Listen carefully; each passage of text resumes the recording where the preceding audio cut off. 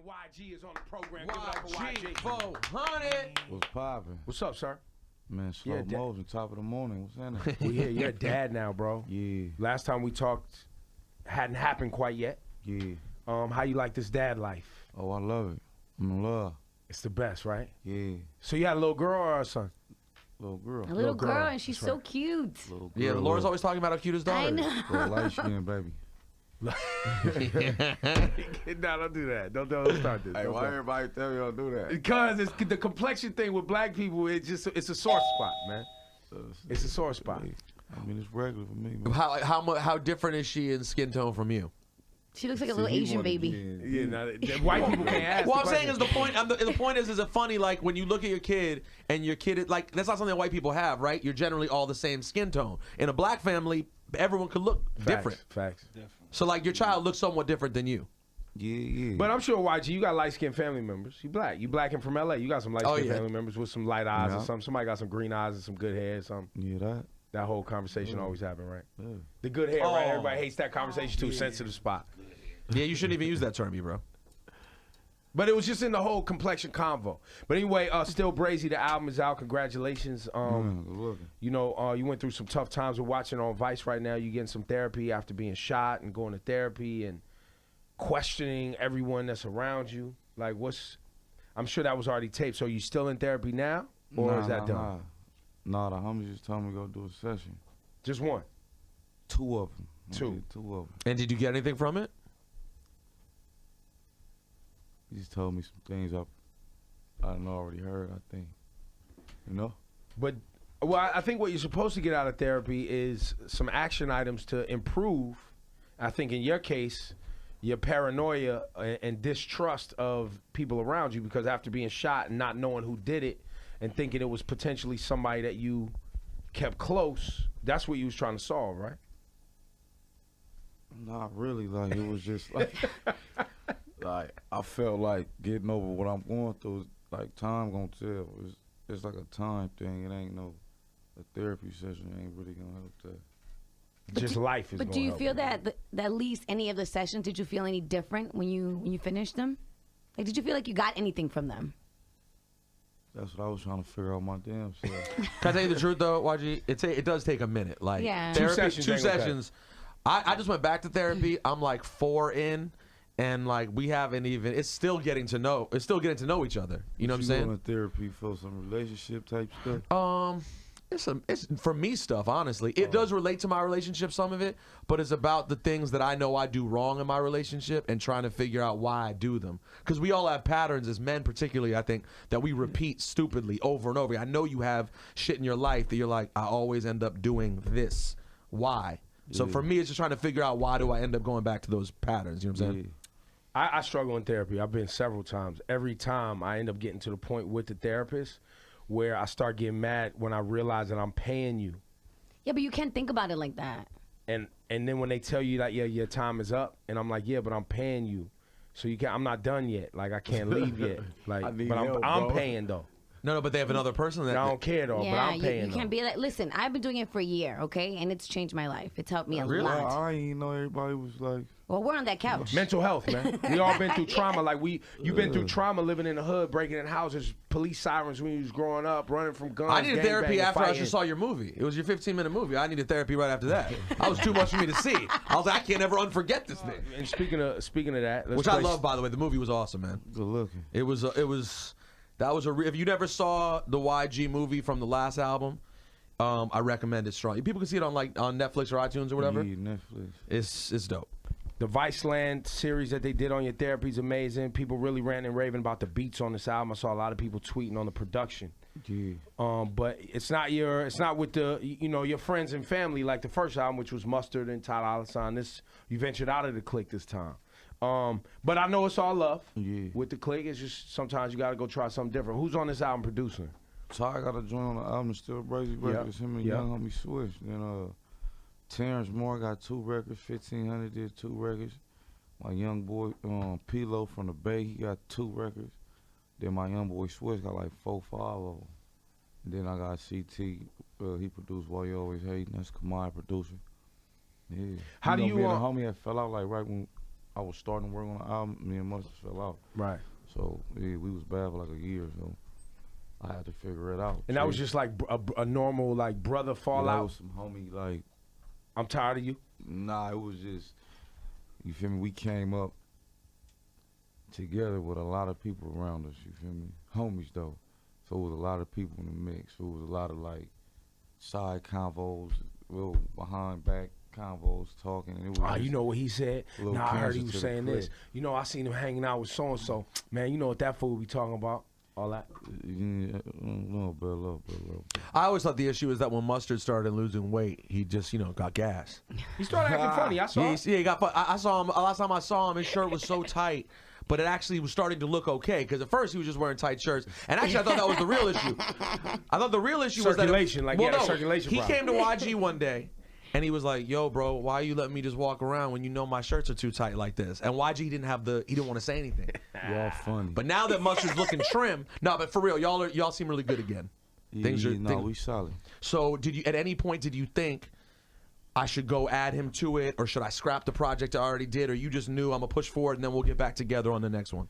Yeah, no, I'm saying when we like linked back up, the album was damn near done. Like I was about to go through go on the mixing stages of the album, so the project was done really. So I'm like, I'm gonna just turn it in. Do you feel, I know this is a generic sort of question, but I am curious, how much pressure is there? Because the first album was amazing. I mean, you came out with the debut that was, for most people who know hip hop, it was a lot of people's near favorite album of the year. Yeah. So you feel any pressure to meet that? Nah, I mean, it came out last night. It got leaked. I mean, it's streaming on Apple Music, and all the people, they talking the same way, so, you ain't heard it? No, I have to be here at 6 in the morning, YG. It just came out at midnight, bro. I gotta be asleep. I gotta be asleep. All right. As soon as I get out of the here. hard copy on iTunes, though. I got you. YG just didn't go to sleep last night. I saw your I went to Instagram sleep and all like that. You was in the club. Like 5 in the morning. Where'd you I go went in last the night in New club. York? We went to we had like a little bowling event. Bowmore. Baltimore, Damn. Chelsea Pierce. Then after that, we went to Faces and Names. We was up in there till like 2, 3 in the morning eating, drinking. Then I came to the room. I couldn't go to sleep. Everybody was calling in, hitting my phone. I was up. Oh, because the album's on album. Yeah. So I went to sleep at like 5. How, I mean, Drake lives in L.A. On the current single, Why You Always Hating, you got Drake on it. How, I mean, you guys have had hits together, so this was like a no-brainer to get him back on this record?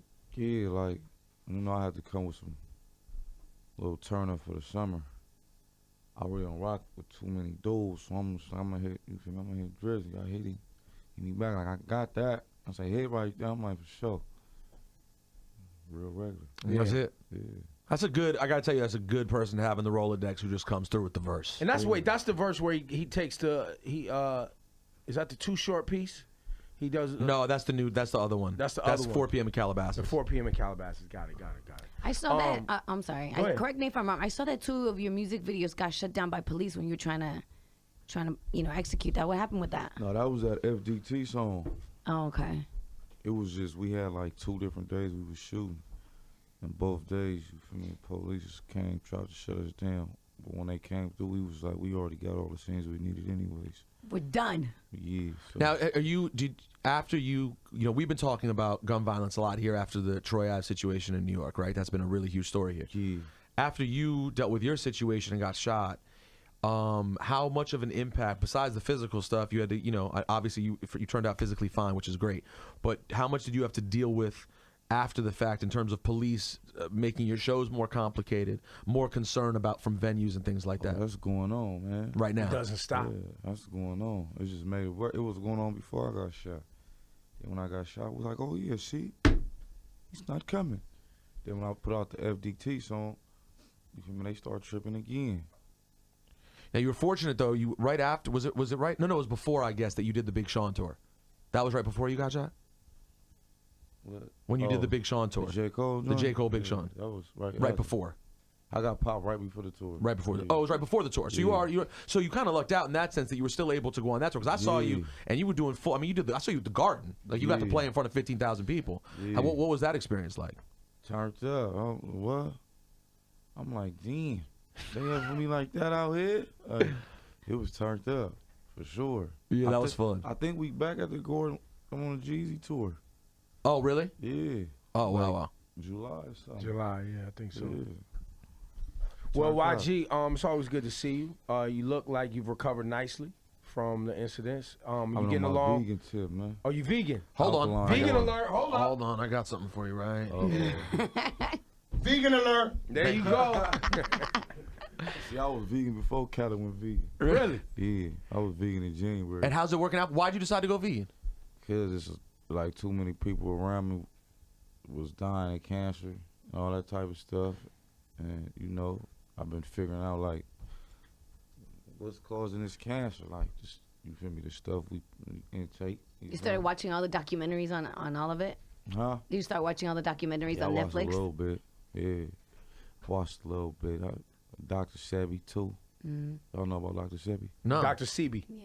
You know, Dr. Sebi, he actually was how do I say this right?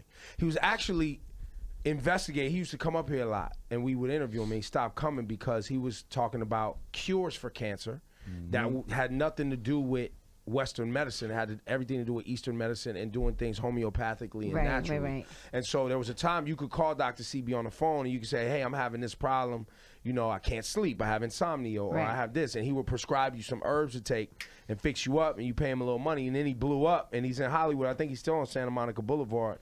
He's got an office over there, He got an office on La Cienega. Or La Cienega. About a 10. Yeah, so then the Surgeon General cases. and people started coming for him. Because he's actually doing good Because stuff. he was actually healing people. I'm They're looking like, at his we don't need website those right now. We don't need those drugs anymore. And so, you know, he was really creating a movement that was against pharmaceutical drugs. And so, you know, he doesn't do a lot of interviews because he doesn't want the heat. But if you know about Dr. Sebi, I say it's Sebi, but Dr. Sebi, then, you know, he can fix you up. He's got But- a lot of interesting stuff on here. But you read up on him or you know him? Oh, you went to go see I read him. up on him. You could go right over to his office in L.A. Yeah, no, you go to his office. He ain't there, though. Oh, he's not. His daughter, I think his daughter runs the Yeah, business. no, he like in Honduras, or yeah. something. They say that's who Left Eye went to go see when she was down in Honduras. Oh, really? When she was cleansing her body and wow. trying to get her mind right. She had gone to see Dr. CB down in Honduras. This is interesting. Very interesting. His name's Vegan YG. alert. His name's YG, and don't let him fool you. He's very smart. Smart enough to put, I think it was the single cover, the album cover, getting a pedicure. And him and his boy was in there so happy to be getting a pedicure and taking a photo. I was like, this guy is living life. He got act like, you know, he's still on the streets and living that tough life, but he getting a pedicure and he's loving. He getting a little Feels leg great. massage. I do it all, man. This lifestyle is regular, if you feel me, to me. Everything is regular, you feel me? This every day. Everything is regular. It's always good to see you, sir. Likewise, still Brazy, June 17th. You can stream it now. Go get that hard copy, though.